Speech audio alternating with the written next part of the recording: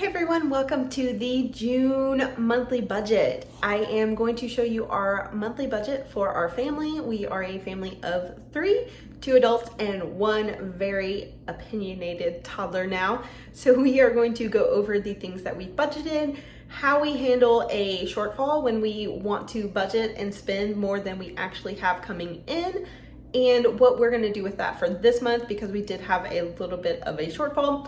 But I do always do our paycheck budgets to the exact amount. This is an estimate for us, so it is a little bit of a guesstimate, and that's why the numbers are a little bit different on my paycheck budgets versus our monthly budget. But this is the overall guideline that guides how we spend our money when we get the actual paycheck budget and we know exactly what we have coming in, and then we put that to everything per penny. But for the monthly budget is more of an estimate for us because we do have some variable income and a adjustable side income. So that is what we do, and I'm going to walk through it today. So let's get started. This is the June budget for us for the month of June, obviously, and I have my pre-planning sheet and then I have the actual monthly budget sheet. So I'm going to go over both with you guys real quick. So my goal for June, we are going to start back on our debt payoff, woohoo. And then I'm gonna focus personally on earning some more side income and doing some side hustle activities. And then for me personally, again, I want to find a skincare routine. I recently joined like a Facebook group about skincare and this brand called Ordinary or The Ordinary. And I kind of want to figure out what I want to buy and then start a better skincare routine, because I've noticed in the quarantine time, my skincare is not the best and my skin does not look good. So we are going to work on that. So important dates for us, we have a birthday and then Father's Day. And then for June, we have some one-time expenses, including graduation gifts. So I'm going to budget $200 for that for a couple of different kids. Then I need to actually send them their gifts, finish the loan refinance so we can start the debt payoff, and organize some of the stuff at home with all of our paperwork and where it's going. I reorganized my office, but I haven't actually figured out the paperwork and important document stuff, so I'm going to do that as well.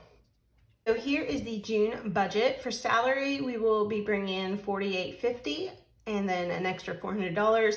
And then my plan is to earn more. So this will definitely not be our final number, but it is the lowest number I know we will have coming in. So that's what I'm going to budget off of. But if you look down here, you can see that I did go over budget. So this earn more has to cover that shortfall, because I did budget a little bit more because I kind of forgot that when I was writing this out that I had put less for giving, but we have to do those graduation gifts. So it is now $200, and that meant $100 over. So instead of adjusting it, which you could do, you could go through and like cancel out the 100 for cash envelopes or something. I instead did earn more, and I'm going to plan to earn at least $100 this month to cover the extra gifts that we want to give. So let's start up here with pay yourself first. And I am doing $700 of our income toward debt. And then of course, all of the money I make from this channel will be sent to the debt, and that is separate from this income. So I just keep it separate to make it simple for myself, because all of the money from the channel is going to go toward debt after expenses and taxes. But for now, we're just doing $700 toward the debt from our income. And then I want to start really hitting the Roth IRA to max it out this year, because that's one of my goals. So that amount is $500. Then Ellevest and M1 Finance are two platforms that I have automated basically $10 a paycheck to go to. And that money just kind of adds up and builds up in those accounts for a goal in the future. Then our 529 plan for our daughter is $25 a month.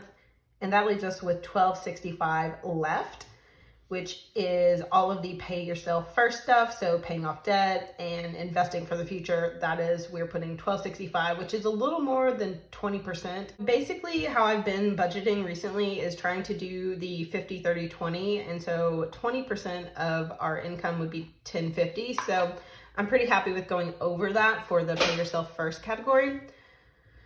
And next, moving on, we are doing $50 for our phone syncing fund. We pay our phone bill to Mint Mobile once a year, and that's $50 for 2 phone lines. We add it up, and it's a pretty awesome service so far. I'm still really liking it. Then life insurance for my husband is $35 in a sinking fund to pay quarterly. Car insurance we pay every 6 months, and currently it's $75. And subscribe and save is some Amazon subscriptions we have for like diapers and wipes and household stuff. Then Christmas, we are going to start that back again and do $50, so $25 every paycheck. Same with dogs. They have to go to the vet this month, so actually I probably should put that on the to-do list because we haven't done that yet. But we have to do dog maintenance basically for the summer. Then our house fund, we are trying to build that back up and do some repairs and stuff in the house. So $100 is going to go into that. And cash envelopes are back, and for me at least, and I'm going to do $100. So I have my June envelopes, and they're super cute with the flamingos. They make me really happy to look at. And I am doing 5 different ones. So I'm gonna actually write them out here. I'm gonna write them out and then cut them out later off camera, but basically I'm gonna do beauty, and that's gonna get $20. Then our new one that I'm doing is pets and kids, and that is just anything for our daughter or for the dogs that we decide we wanna buy throughout the month. And then a family fun. So if there's any family fun events, which let's be honest, there aren't right now really that cost money, but this can be for something that maybe adds up and then we eventually get to go do some fun stuff. And next we have a house decor, or like I'll just write house because it's mainly just decor stuff. So it's different than repairs, but it's like buying a pillow or a throw rug or something at Target, and I like to limit myself on that, so it's going to be $20 in this a month. These are categories we did before and they worked really well, so I'm just doing those again. And then a miscellaneous, I know I have 2 miscellaneous categories, so I have it in a envelope and in our budget, but it's worked out really well to have like a little bit of a flex category for us. So giving yourself a little room in the budget to kind of play around kind of works out. It works out for us. And then it's only $20 a month, so it doesn't feel like it's breaking us or anything. And I don't feel guilty putting that money in there. And then when something comes up that maybe we weren't thinking about, or something comes along that isn't in this budget, but we have that cash, we can use it for that. And that's kind of worked out pretty well. It's never a huge amount in those envelopes, but it's just enough to like let us feel a little bit luxurious, I guess. And we don't have a strict budget by any means. Like obviously we have a lot of stuff that's kind of not bare bones. Okay, moving on. So our mortgage is $1,293. We are starting daycare again this month, and that is $360. We are going to pay for me to go to therapy. And that is $260 for my bi-weekly sessions with my therapist. And then I have a gym membership that's $150, and I have a couple more months left on that. My life insurance is now $33. So this is my husband's up here, and then this is mine. Mine I pay monthly. It just gets charged to a card, and then we pay that every single month instead of quarterly like my husband's. Our security monitoring is $25. Our internet is $70. Netflix is $15. And then we have a couple prescriptions. Like my daughter has eczema, so we pay for prescription medicine for that, and that's $30. I just put it in our budget so we know we have the money. We could get reimbursed for it, but I use most of my reimbursements for therapy. So bug spray, that is for additional bug sprays at our house because we still have some other bug issues beyond the one we did last month. So $130. So much money on our house in this this little paycheck. So that's one thing. If you're buying a house, remember that you have to have home repairs, and then you're going to want to have a little bit of a budget to decorate your house, and then you're going to have to take care of bugs, and you have to pay a mortgage. There's just so much. It's a thing. So just as a reminder, if you're renting, things like spraying for bugs, the landlord has to cover it. So sometimes it's really nice to be renting and not have to worry about stuff like that. So the total for our fixed expenses is $2,366. That leaves us with $1,109.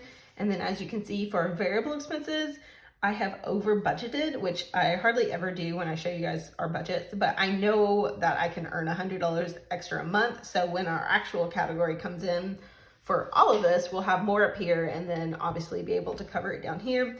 But I did do it this way just because I'm trying to show you real life. Like sometimes you have more expenses than normal. And in this situation, normally I would go back up and cut out like house expenses. But because I know that I can earn $100 extra this month from doing some work for a friend, I'm not gonna cut it out. So with all that said, variable expenses, $200 for utilities, and that will be less too. That's another thing. I know for sure our utilities will not be $200, but I want to make sure that I have it budgeted. It'll probably be closer to like $150 or $160 since we're not running our air much because our weather here has been amazing lately. Giving $200 for graduation gifts, food $500, gas $100 because I'm back, driving more. And then my husband gets $100 for personal money. I get $50 for personal money, and then a miscellaneous of $59. And honestly, I could cut that out because it's over. So technically I could just cut that out. But what it breaks down to is $50 in miscellaneous expenses and then $9 in like a checking account buffer, which we like to keep, of course. So if I was going to do the $100, I would just get rid of miscellaneous and then probably cut down, let's see, I would probably cut down our house stuff. No, because that we need. So I'd probably cut our cash envelopes and cut that down to 50. So it'd be like $10 per envelope. So I would cut this and I would cut this to make up for that shortfall. So that's just an example of showing you how I would cut from the things that we already have to cover the extra that I added last minute because I forgot about our giving graduation gifts. So that's what I would do. But for now, I'm just going to leave it because I know I'll earn extra $100. That's my personal preference. I'd rather earn more money than cut stuff. So you can do it either way. And if you're in a situation where you can't earn more money, then you would just cut. You would cut things out of your budget. But you can do it either way. You can earn more or spend less. Those are the two ways you grow the gap between what you're doing so that you can pay more to yourself. And that is the best category to put your money toward. So that's a little bit of a rundown of the June budget for us.